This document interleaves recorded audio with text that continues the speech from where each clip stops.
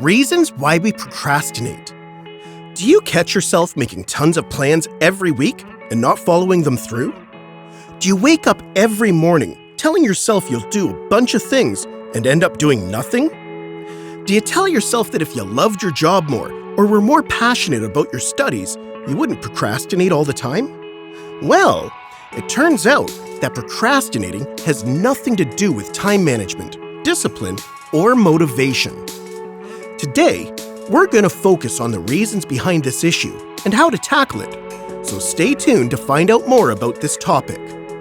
Hello, and welcome to Junkie TV, where we teach you all about the world's most relatable and fascinating things.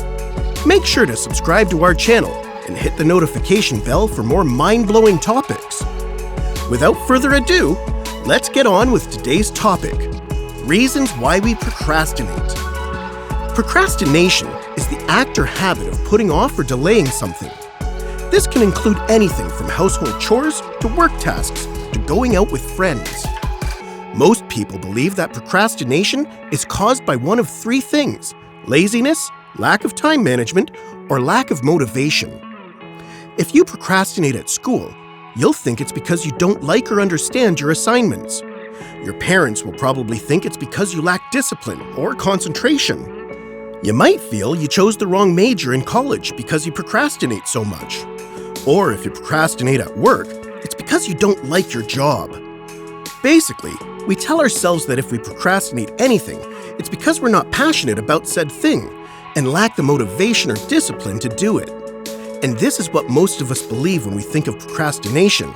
Well, today, we're here to give you a piece of information. All these reasons we list and believe in are actually false. Don't believe it? Keep watching this video. We'll explain everything. Before we get into the big why, we need to understand some basics.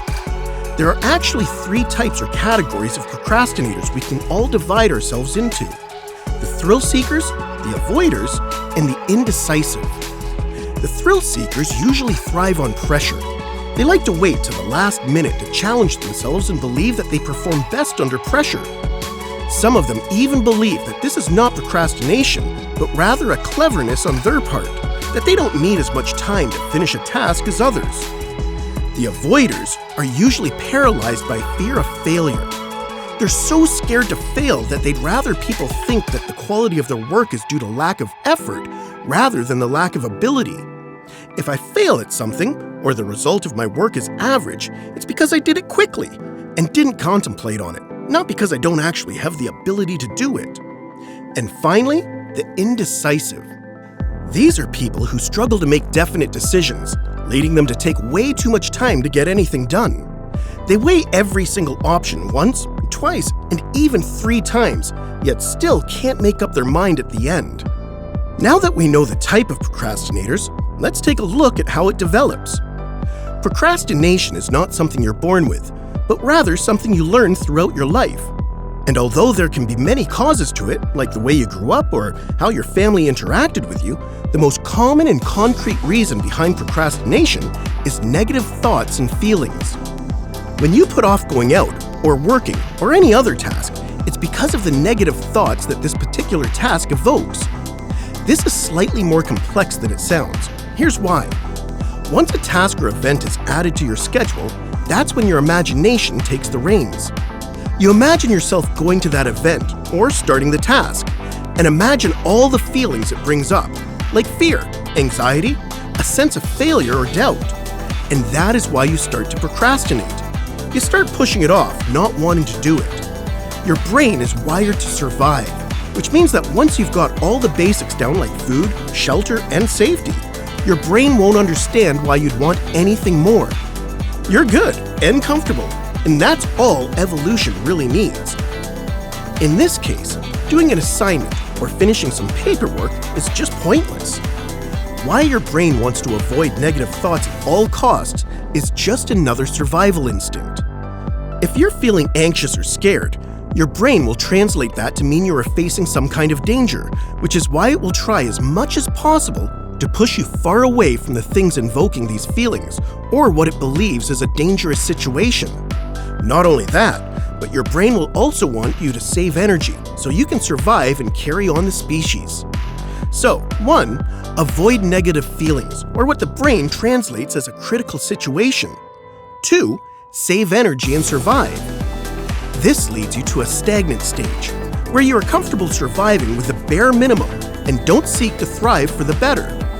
And that's when it's so difficult to push yourself out of this zone, because your brain keeps telling you that you don't really need anything more, even though getting past your anxiety and fears is exactly what you need to better yourself. You need to push through. You need to get out, because otherwise you will not only stay stagnant, but you'll eventually start declining. In this instance, when you reach the stagnant stage, your brain will do one of two things.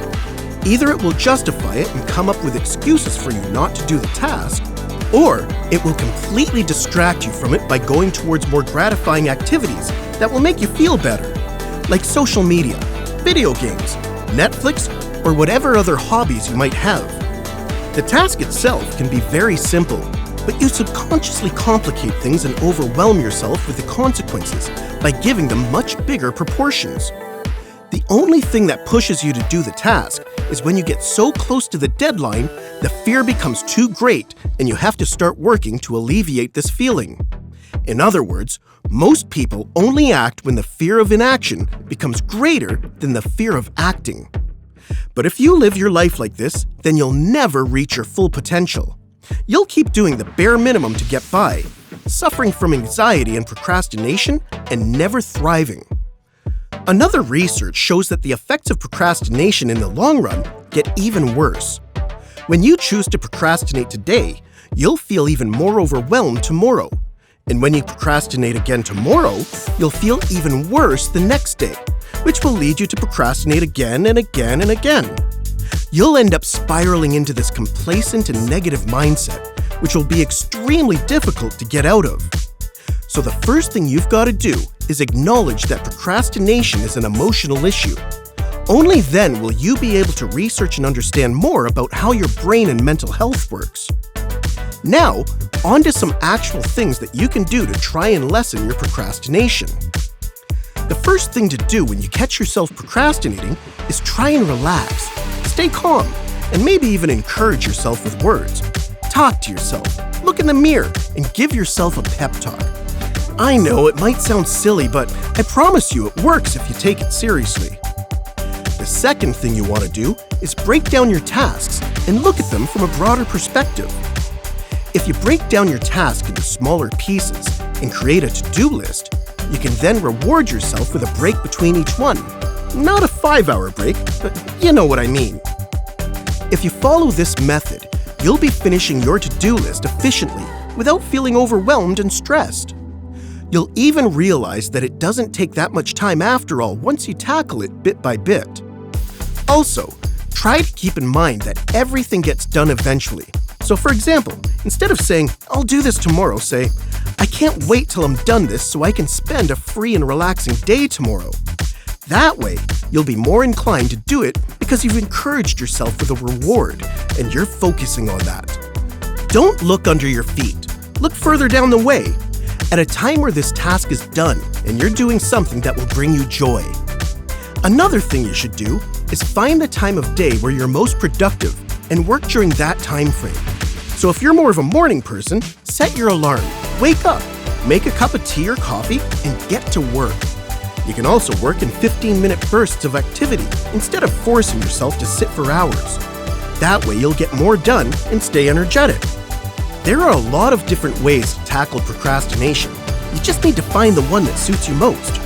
Try out some of our different suggestions, do some more research, and try other techniques until you find the one that works best for you. We're all guilty of procrastinating at some point or another while dealing with challenges in our daily life. Just remember to keep yourself happy, relaxed, and take it one step at a time. It's not the end of the world, but it is something worth working on. That's all for today, Infomaniacs. Thank you for watching Info Junkie TV. If you'd like to see more of these videos, be sure to give us a thumbs up and hit subscribe to find more amazing content on our channel. Share with us in the comments how you deal with procrastination and what advice you have for anyone who struggles with it. Stay safe, Infomaniacs, and we'll see you real soon.